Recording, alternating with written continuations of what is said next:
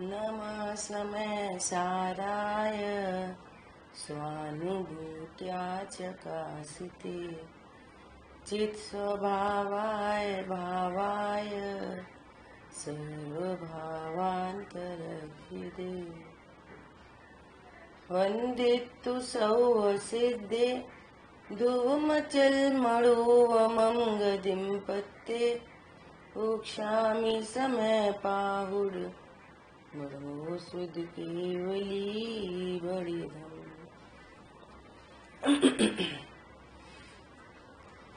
समय सारथी ग्रंथाधिराज विराजमान है और कल तक अपन ने 29 श्लोक पर चर्चा की, जिसमें आचार्य भगवान कह रहे हैं कि ये जो दृष्टांत दिया इसकी दृष्टि पुरानी नहीं पड़े तब तक शीघ्रता से अत्यंत वेग से तत्व निर्णय पूर्वक अनुभूति करना, ऐसी प्रेरणा दी इस श्लोक में। अब इसके आगे 36 नंबर की गाथा है, जिसमें आचार्य भगवान फिर से भेद विज्ञान कराते हैं, भेद विज्ञान की विधि बताते हैं। बहुत ही महत्वपूर्ण गाथा है।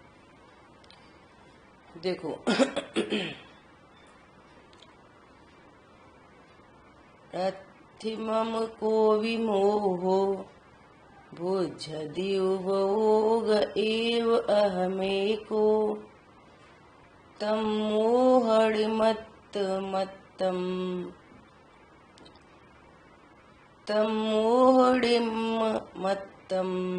समयस्य वियाडया वेन्ति। देखो, कुछ मोह वो मेरा नहीं, उपयोग केवल एक में, इस ज्ञान को ज्ञायक समय के मोह निर्ममता कहे। उत्थानिका पढ़ते हैं। अब इस अनुभूति से अर्थात ज्ञान श्रद्धान से पर भाव का भेद ज्ञान कैसे हुआ, ऐसी आशंका करके पहले तो जो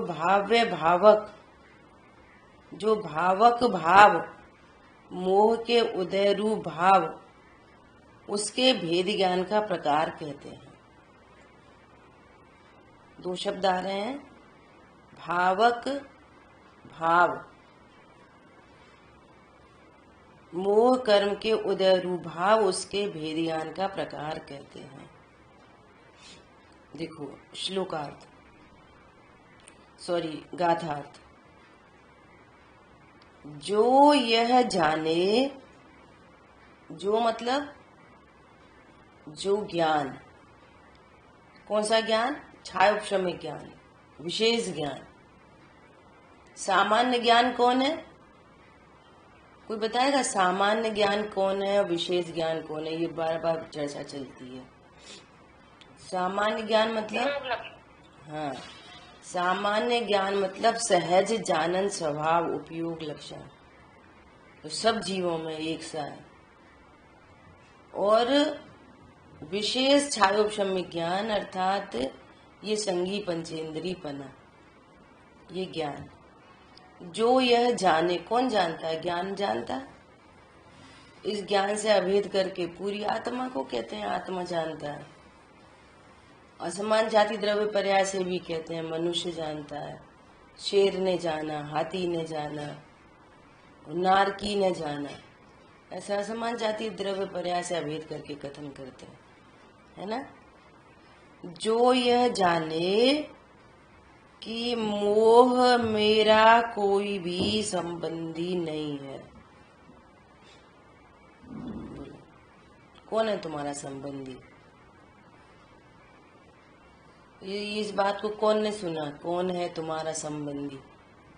ज्ञान सुन रहा है ना। तो ज्ञान का संबंधी कौन है? भेद से कहो तो ज्ञान और अभेद से कहो तो ज्ञायक। बस ज्ञान और ज्ञायक, लक्षण और लक्ष्य, बस ये संबंधी कहो तो कहो। बाकी यहाँ क्या कह रहे हैं? मोह मेरा कोई भी संबंधी नहीं। अब यहाँ मोह मतलब मोहिनी कर्म के उदय में होने वाले परिणाम। तो मोहिनी मतलब दोनों, दर्शन मोहिनी, चारित्र मोहिनी, अर्थात मिथ्यात्व और समस्त राग द्वेष, समस्त, है ना। और नो कषाय भी ले लो, कषाय, नो कषाय, हास्य रति अरति, शुभ है जुगुप्सा, ये सब, ये सारा एक इसमें बोले मोह, अर्थात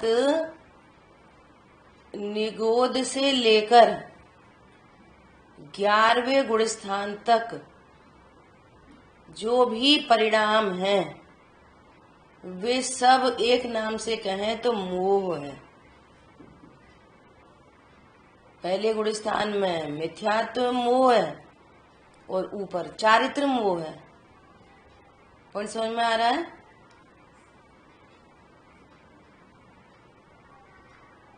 चौथे गुण स्थान में, 5वें गुण स्थान में, 6वें गुण स्थान में जो परिणाम उत्पन्न हो रहे हैं वे सब क्या हैं?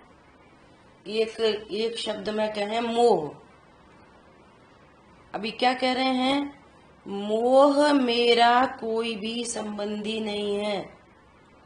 क्यों नहीं है मोह मेरा संबंधी? अब मोह को देखो, जैसे अपने आजू बाजू में बहुत लोग रहते हैं, तो हिंदू मुस्लिम सिख ईसाई हमारे क्या संबंधी हैं? वे रहे, लेकिन हमारे कौन संबंधी हैं? वो तो हमारे संबंधी नहीं। अरे उनकी तो छोड़ो, जैन में भी कोई श्वेतांबर है, बीजपंथी है, तारणपंथी है, आदि आदि, क्या वे हमारे संबंधी हैं? हमारे कोई संबंधी नहीं। ऐसे ही कह रहे हैं, जो यह जाने कि मोह मेरा कोई भी संबंधी नहीं है, एक उपयोग ही मैं हूं। मैं कौन हूं? मैं तो एक उपयोग हूं। उपयोग मतलब मात्र जानने वाला हूं। अब ये मजबूरी होती है कि लक्षण से बात की जाती है ना। मैं उपयोग हूं, मात्र जानने वाला हूं, इसका अर्थ है मैं ज्ञायक हूं। क्या बोला? उपयोग केवल एक में, तो मैं उपयोग नहीं, उपयोग के एंगल से बात की जाती है।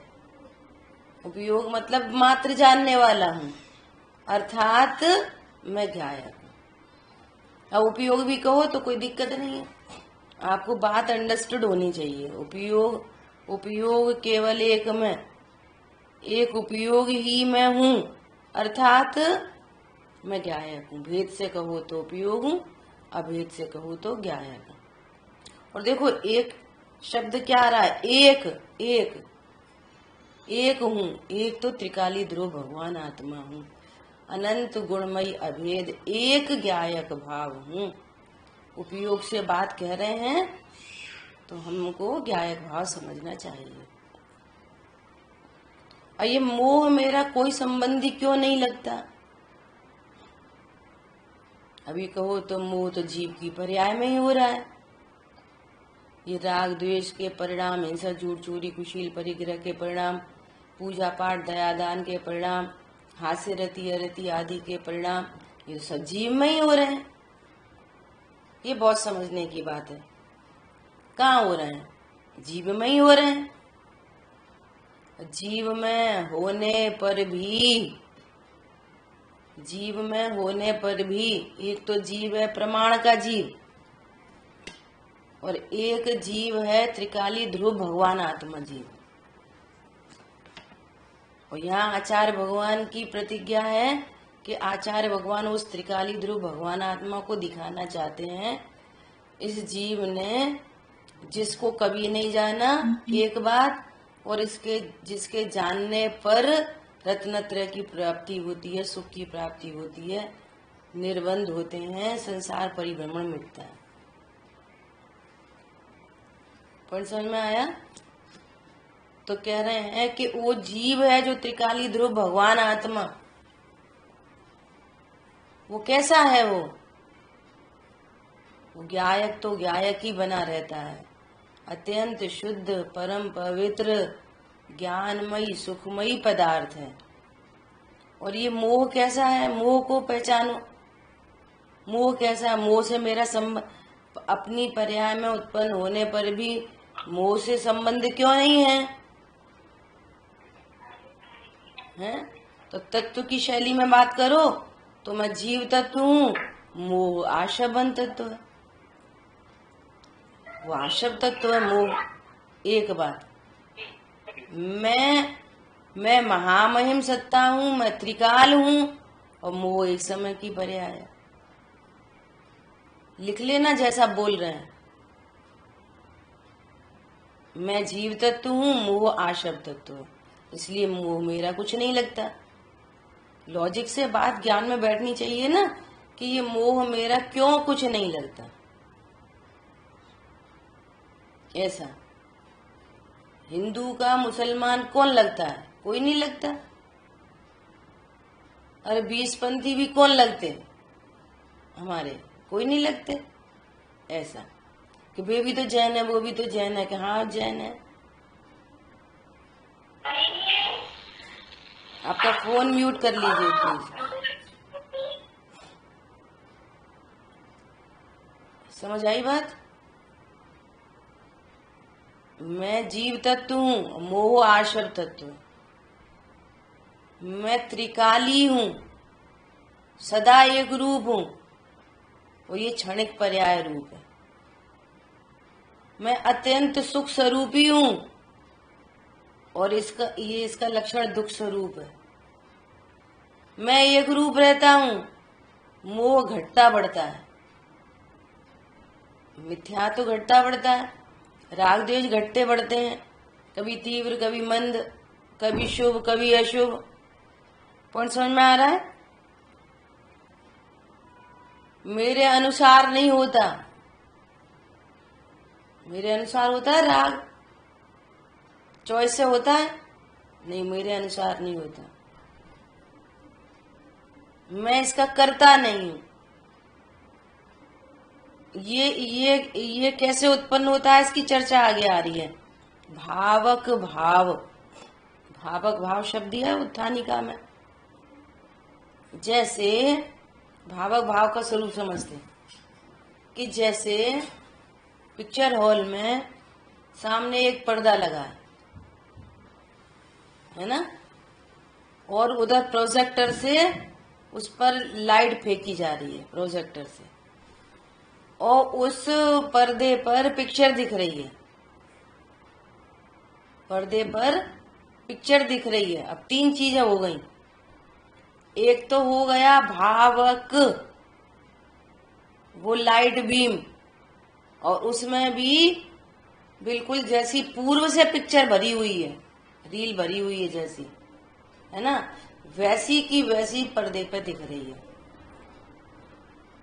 और पर्दे पे दिख रही है, वो हो गया भाव, भावक भाव। और कहाँ दिख रही है वो रील? पिक्चर पर, वो पर्दे पर। और पर्दे पर दिखने पर भी पर्दा कैसा है? बोलो, पर्दा कैसा है? पर्दा तो उज्जवल कुंद धवल है प्रभु। प्रोजेक्टर से, रील से, और ये रंग बिरंगे चित्रों से कि पर से न लगा है किंचित भी। पूरे पर्दे पर ऐसी रील दिख रही है, लड़ाई हो रही है, झगड़ा हो रहा है, पानी बरस गया। बोलो पानी बरसा, पर्दा कितना गीला हुआ? देखो बहुत मार्मिक बात है। पानी बरसा हुआ दिख रहा है ना, पर्दा कितना गीला हुआ। विस्फोट हो गए, आग लग गई, पर्दा जला कि नहीं जला? ऐसा भावक और भाव, और वहीं पर एक स्वच्छ पर्दा, तीन चीजें। ऐसे यहां पर कह रहे हैं मोह कर्म का उदय रूप, मोह कर्म का उदय वो भावक, और यहाँ वैसा का वैसा ज्ञान के पर्दे पर, स्वच्छ ज्ञान के पर्दे पर वैसे के वैसे परिणाम दिख रहे हैं। जैसा मोह कर्म का उदय, वैसे यहाँ परिणाम, और वे परिणाम ज्ञान में, जानने में आ रहे हैं। ऐसा तो इन तीनों चीजों में मैं कौन हूं? मैं मोह कर्म का उदय हूं, मोह कर्म हूं। तो वो तो भिन्न एकदम स्पष्ट पुद्गल की सत्ता है, और उनका उदय होने पर जीव की ही पर्याय में जो परिणाम उत्पन्न हो रहे हैं वो मैं हूं। बोलो, उसका रिलेशन उनसे बन रहा है, भाव व भावक उनसे, और मेरे ज्ञान पर्दे पर वे तो सिर्फ जानने में आ रहे हैं। मेरे ज्ञान के पर्दे पर जानने में आ रहे हैं, और ज्ञान पर्दा उस रूप नहीं हुआ, इसलिए मेरा उससे कोई संबंध नहीं। बोलो, पर्दे का जो पिक्चर चल रही है उससे क्या संबंध है? संबंध कहो तो वो प्रोजेक्टर के से जो पिक्चर फेंकी जा रही है और पर्दे पे जो दिख रही है, उन दोनों का आपस में संबंध कहो तो कहो, लेकिन स्वच्छ पर्दे का तो उससे कोई संबंध नहीं।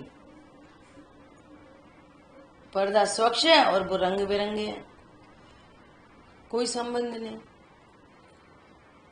दूसरा दृष्टांत समझो कि शरीर है ना, शरीर पुद्गल मेड शरीर, अब इस शरीर में बुखार आया, तो शरीर का बुखार से कोई संबंध है? बोलो, से बुखार शरीर में ही आता है, उस शरीर का ही विकार है, शरीर की विकारी पर्याय है, परंतु उस बुखार का संबंध किससे है? फॉरेन बॉडी से, जिसके उदय में ये बुखार हो रहा है। बुखार का संबंध फॉरेन बॉडी से है, बुखार का संबंध शरीर की स्वस्थता से नहीं। ऐसा ऐसा यहां पर कह रहे हैं। और दृष्टांत, बहुत दृष्टांत है। स्फटिक मणि है, रंग बिरंगी दिखाई दे रही है, सो उस रंग बिरंगी दिखने का कारण कौन? भले ही वो स्फटिक मणि की पर्याय है। देखो गजब की बात, जैसी नीचे पन्नी है वैसे ही रंग की दिख रही है, तो वो जो रंग की दिख रही है वो स्फटिक मणि की पर्याय है, परंतु उसका संबंध किससे? कि पन्नी से। और उस काल में भी स्फटिक मणि कैसी है? एकदम स्वच्छ, ट्रांसपेरेंट। उसी काल में ये इस बात को जो समझ जाए, समझो उसका काम हो जाए। ये मोह के उदय में परिणाम उत्पन्न हो रहे हैं, जीव की पर्याय में हो रहे हैं, परंतु वे जीव के अनुसार नहीं, जीव के नहीं। किस जीव के? अब जीव बदल जाएगा। त्रिकाली ध्रुव देखो दृष्टि में, त्रिकाली ध्रुव के नहीं, त्रिकाली ध्रुव के अनुसार नहीं। जैसे कहते हैं ना कि बुखार और कहाँ आया? शरीर में ही आया। लेकिन शरीर की जो इम्यूनिटी है, शरीर का जो स्वस्थ सिस्टम है, यदि वो कंटेमिनेट हो जाए तो फिर बात ही खत्म हो जाए,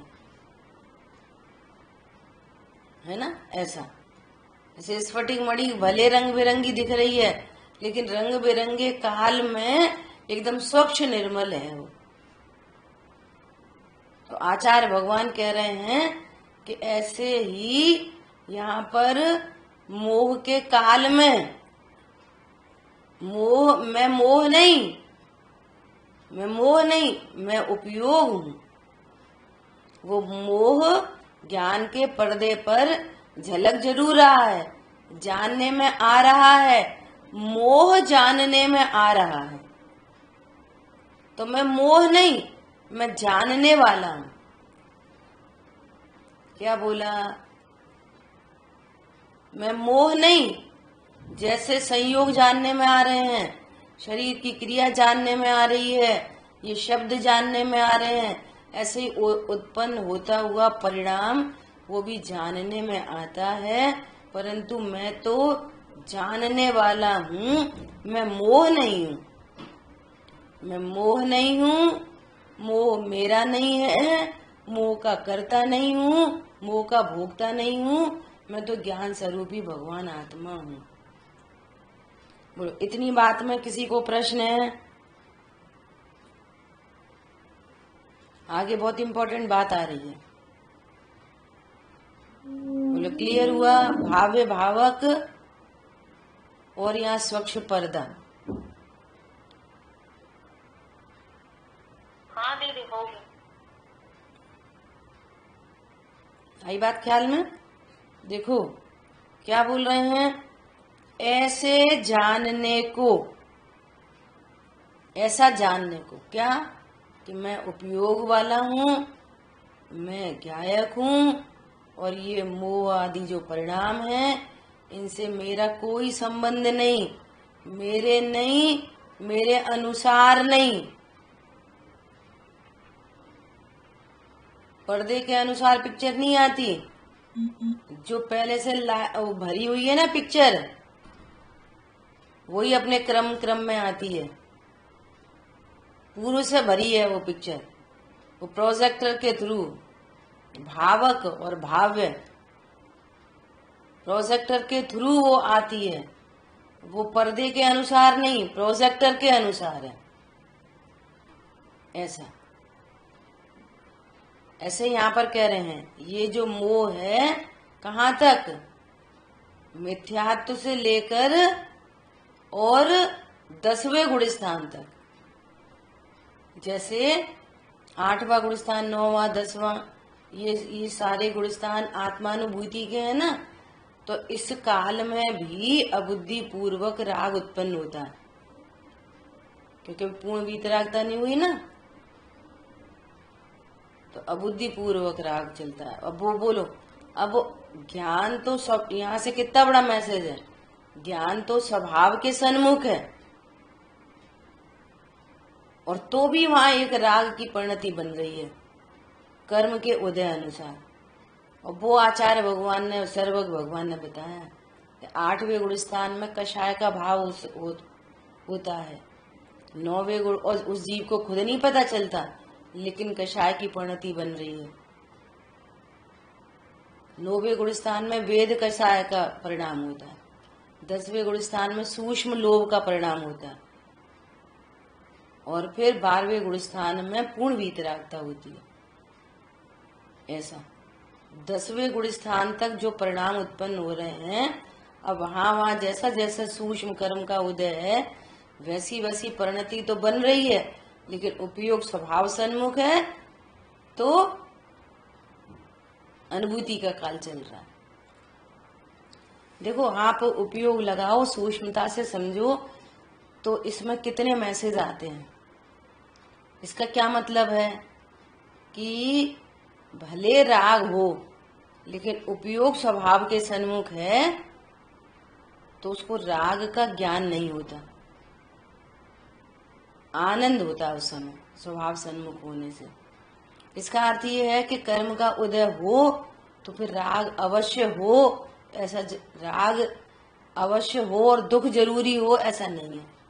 राग की परिणति बन रही है, दम अबुद्धि पूर्वक राग है, सूक्ष्म राग है, 8वें 9वें 10वें गुण स्थान में वो परिणति बन रही है, लेकिन जीव ज्ञान स्वभाव सन्मुख है, तो अतीन्द्रिय आनंद प्रकट हो रहा है। एक बात। दूसरी बात कि ज्ञेय के अनुसार ज्ञान नहीं होता, ये भी प्रसिद्धि हो रही है। राग परिणति है, लेकिन ज्ञान का विषय नहीं बन रही। पॉइंट समझ में आया? राग होगा तो दुख जरूर होगा, ये जरूरी नहीं है। कर्म का उदय होगा तो जरूर दुख होगा, ये जरूरी नहीं है। जिस ज्ञान ने ऐसा जाना उपयोग केवल एक में, वहीं पर मिथ्यात्व अनंत अनुबंधी राग द्वेष दूर हो जाते हैं। पॉइंट समझ में आया? ये तो अपन ने एक्स्ट्रा बात की। यहाँ पे तो क्या कह रहे हैं कि एक उपयोग ही मैं हूं। अब देखो क्या कह रहे हैं आगे, बहुत गंभीर बात कह रहे हैं। ऐसे जानने को सिद्धांत के अथवा स्वपर स्वरूप के जानने वाले मोह से निर्ममत्व कहते हैं। जो ऐसा जानता है कि ये मोह मेरा कुछ नहीं, मैं तो केवल उपयोग हूँ अर्थात उपयोगवान हूँ, जो ऐसा जानता है तो सिद्धांत के जानने वाले। कौन है सिद्धांत के जानने वाले? सर्वज्ञ परमात्मा, गणधर देव, आचार्य देव, ये सिद्धांत के जानने वाले अथवा स्वपर स्वरूप के जानने वाले, स्वपर के स्वरूप को जानने वाले जो सर्वज्ञ परमात्मा, गणधर परमात्मा, आचार्य देव हैं, वे मोह से निर्ममत्व कहते हैं कि ये जीव मोह से निर्ममत्व हो गया। मोह से निर्ममत्व मतलब मोह के प्रति ममता नहीं रही। आगे पीछे में आई थी ना कि ये मोह पर है ऐसा जाना, तो अब मोह के प्रति मोह नहीं। मोह के प्रति मोह क्या होता है कि ये मोह मेरा है, परिणति में मोह है। ऐसे मान लीजिए पहले गुण स्थान की बात करो तो परिणति में मोह है, लेकिन मोह के काल में वो ज्ञान अलर्ट हो रहा है और ज्ञान कह रहा है कि ये मोह मेरा नहीं। पॉइंट समझ में आ रहा है? मोह को उस ज्ञान ने, भेद ज्ञान करने वाले ज्ञान ने जहाँ संयोग शरीर को पर जाना है, वहीं पर इस भेद ज्ञान करने वाले ज्ञान ने मोह को भी पर जाना है। सो वो ज्ञान कह रहा है ये मोह पर है। और मोह को पर जाना तो पर को पर जानने पर उसके प्रति मोह नहीं रहता, उसके प्रति ममता नहीं रहती। बात चल रही है, ये पेन मेरा नहीं है तो अब इसके प्रति ममता नहीं है, ममत्व छूट गया। और अकेला ममत्व नहीं छूटा, ये अच्छा है, अरे ये तो बुरा है, ये है निर्ममत्व। मोह के प्रति न मोह है, न मोह के प्रति राग है और न मोह के प्रति द्वेष है। ये वेरी वेरी वेरी इंपॉर्टेंट बात है। क्या बोला? मोह उत्पन्न हो रहा है और ज्ञान अलर्ट हुआ है और ज्ञान कह रहा है ये मोह मेरा कुछ नहीं। ये मोह मेरा कुछ नहीं मतलब ये पर है और मैं ज्ञान स्वभाव हूं। और अब ये मोह ज्ञान का विषय बना है ना, तो मोह को तो पर जाना।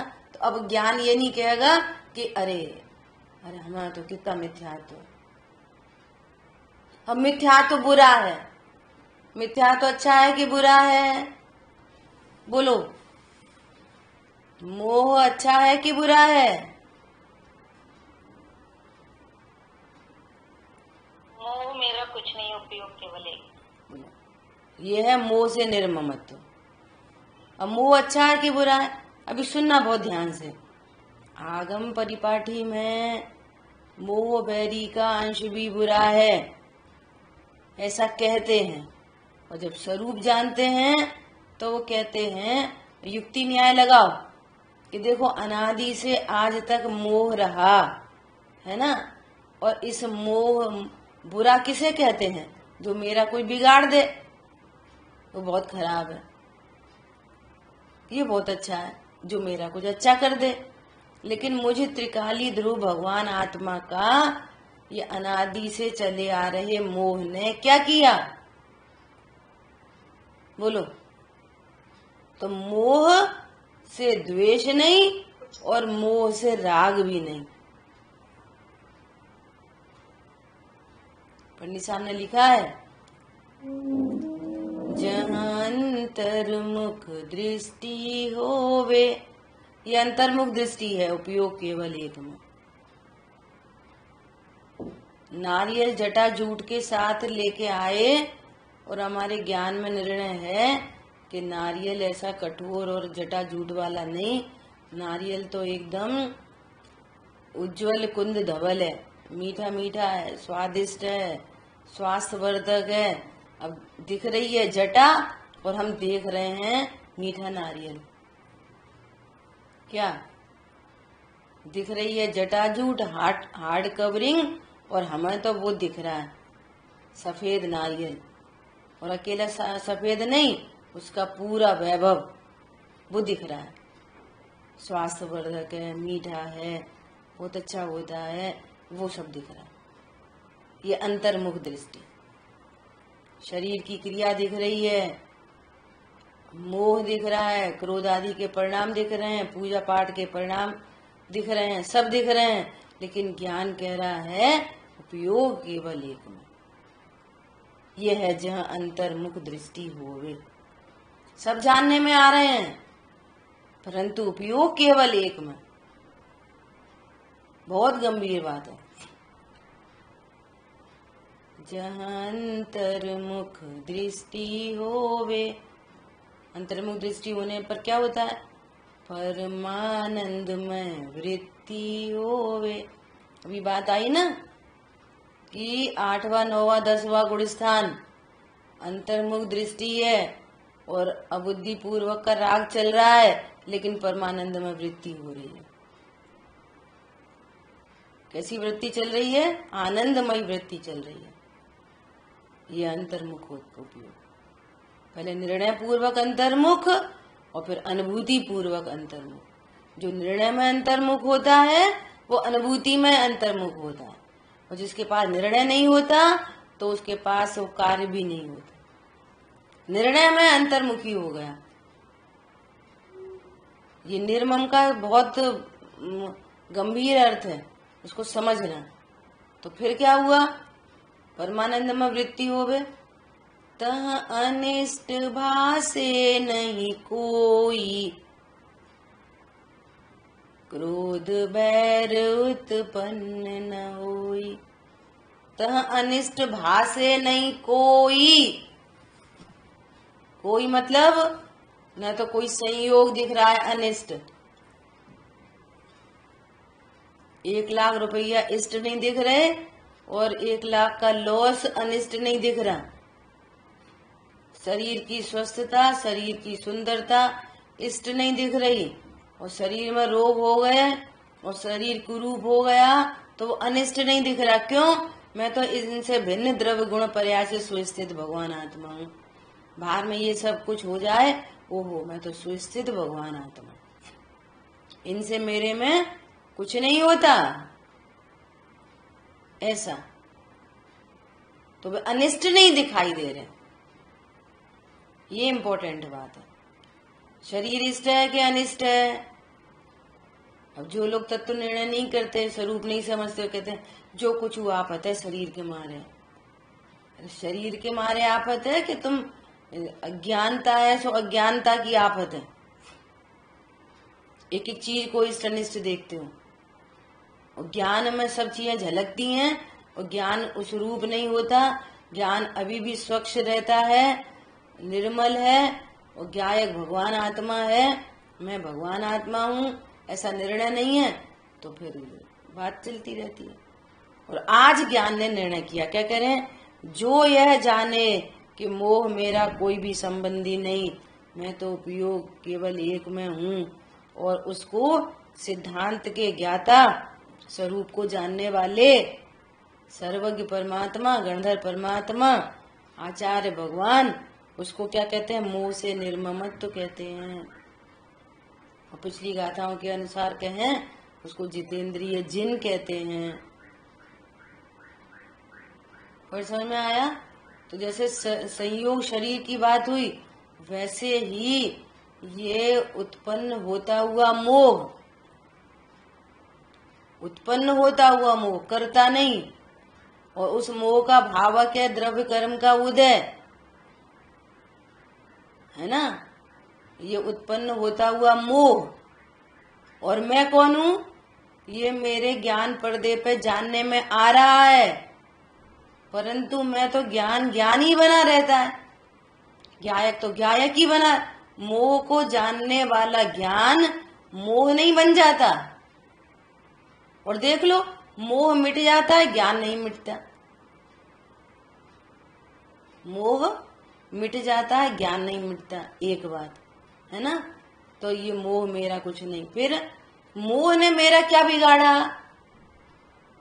बोलो, मोह ने मेरा क्या बिगाड़ा? मोह ने ज्ञान का क्या बिगाड़ा? मोह ने ज्ञान का नाश कर दिया? नहीं करा। देखो, मोह आया था, चला गया, ज्ञान अभी भी है, वैसा का वैसा ही है, उतना का उतना ही है। निर्णय करो।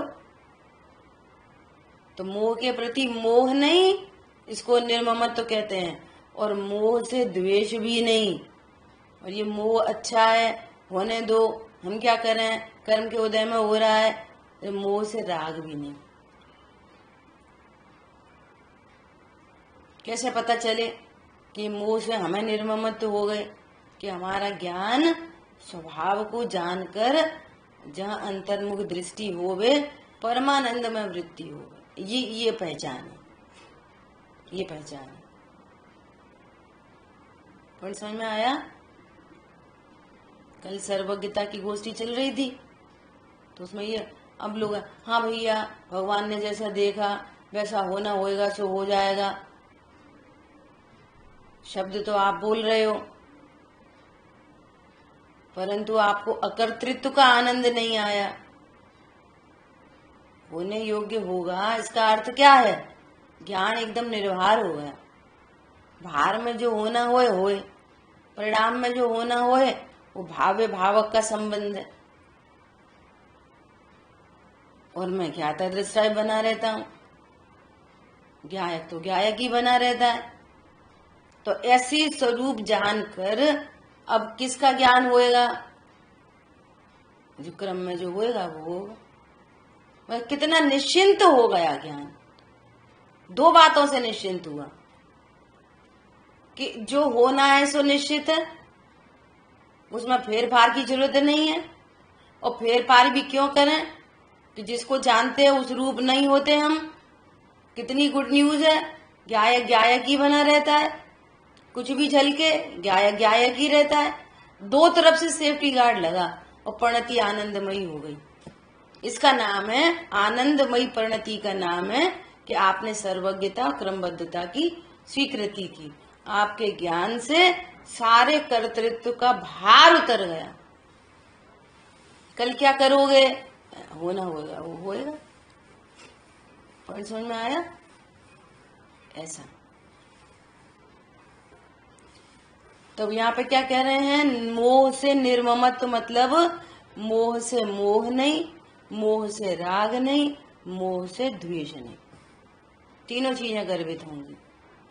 ऐसी पाप रूप परिणाम को देखो। पाप रूप परिणाम उत्पन्न हुआ परिणति में, है ना। पाप रूप परिणाम उत्पन्न होता हुआ पाप भावक का भाव है। अब देखो, यहाँ पर एक बात और कहने का मन है, हालांकि वो विषय नहीं है। वो भावक कराता नहीं है।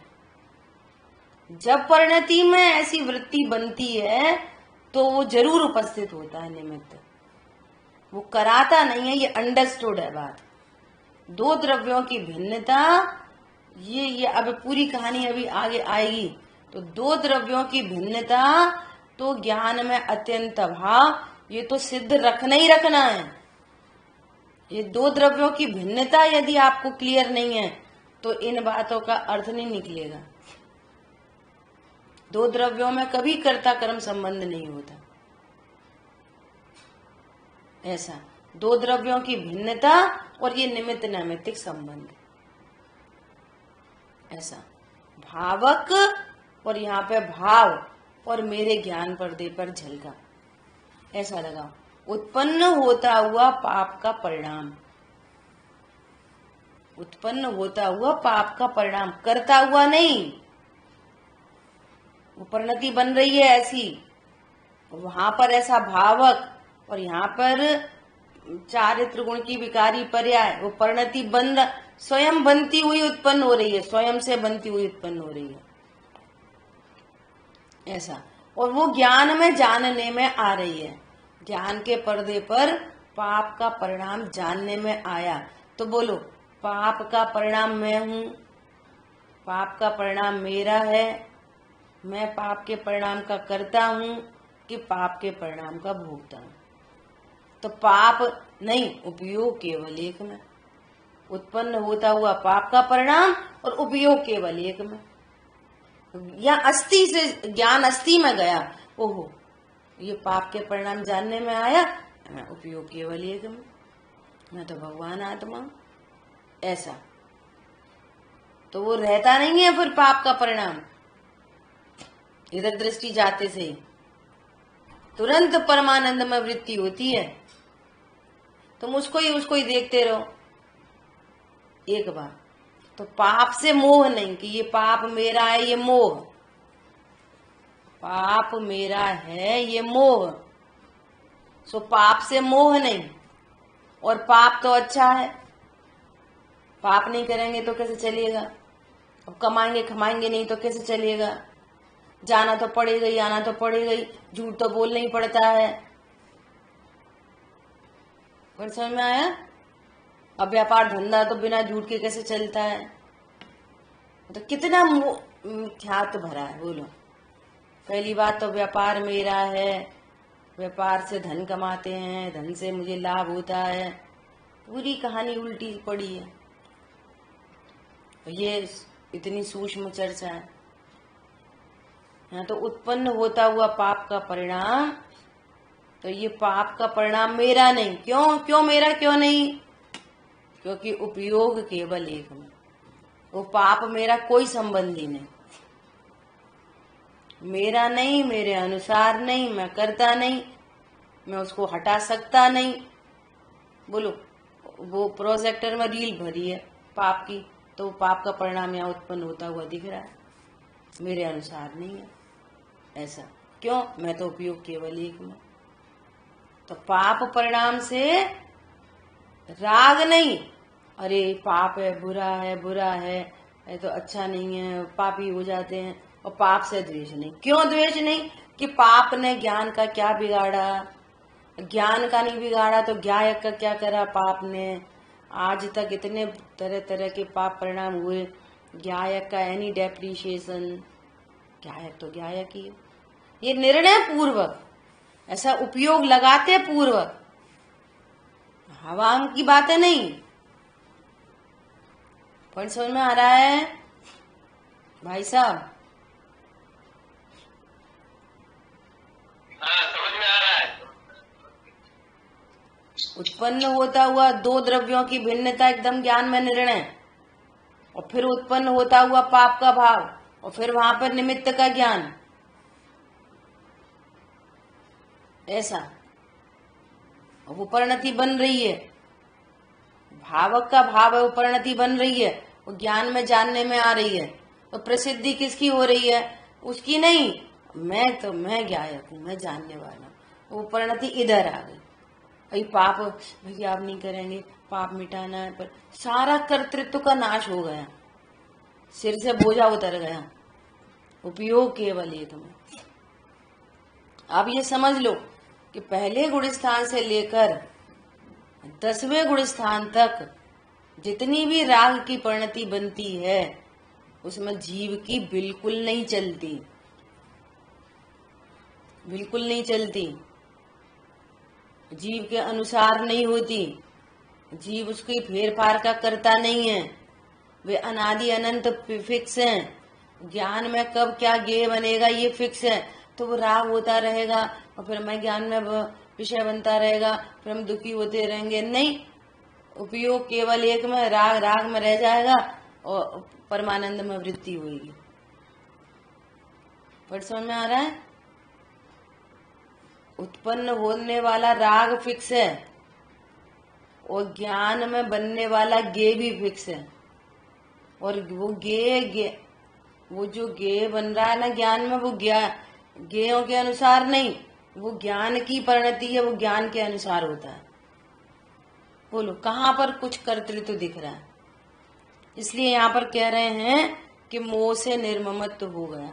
मोह से निर्ममत्व मतलब सब से मोह, राग, द्वेष, हिंसा, झूठ, चोरी, कुशील, परिग्रह, पूजा पाठ, व्रत, नियम, संयम, दया, दान, हास्य, रति, अरति, शोक, भय, जुगुप्सा, स्त्री वेद, पुरुष वेद, नपुंसक वेद, टोटल को यहाँ पर मोह कह रहे हैं। सबके प्रति निर्मोह हो गया, निर्ममत्व हो गया। और निर्ममत्व में तीनों चीजें, न उनसे राग है, न उनसे द्वेष है, और न उनसे मोह है कि ये मेरा है।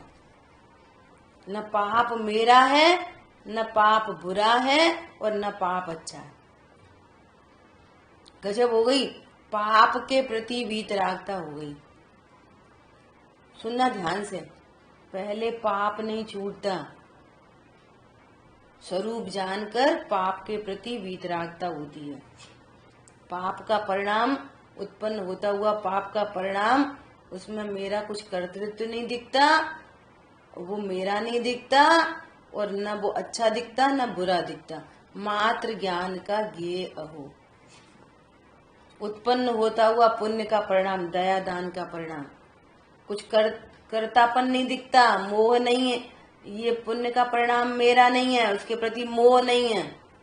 हमने इतने दिए रुपए, हमने ऐसा करा, हमें तो ऐसा चिंतन चला, हमारे तो ऐसे परिणाम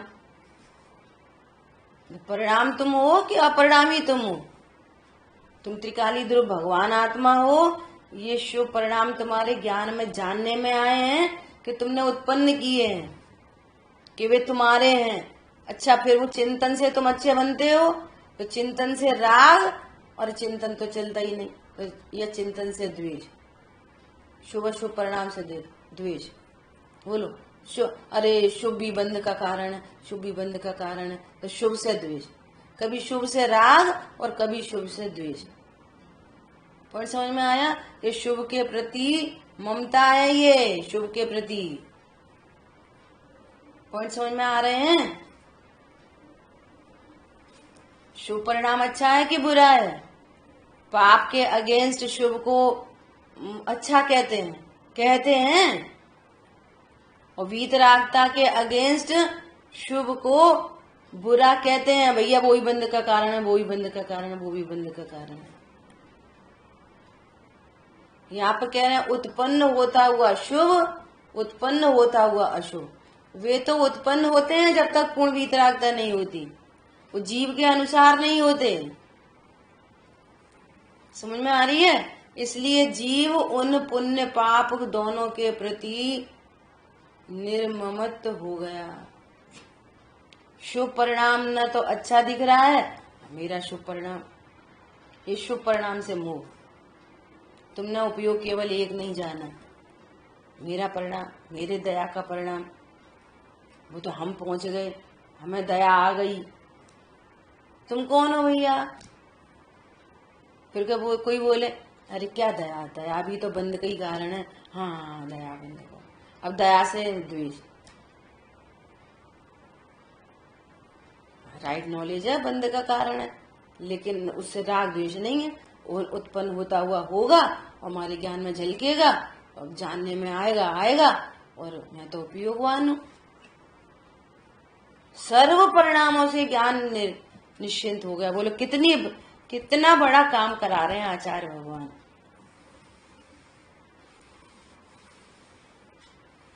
समझ में आया?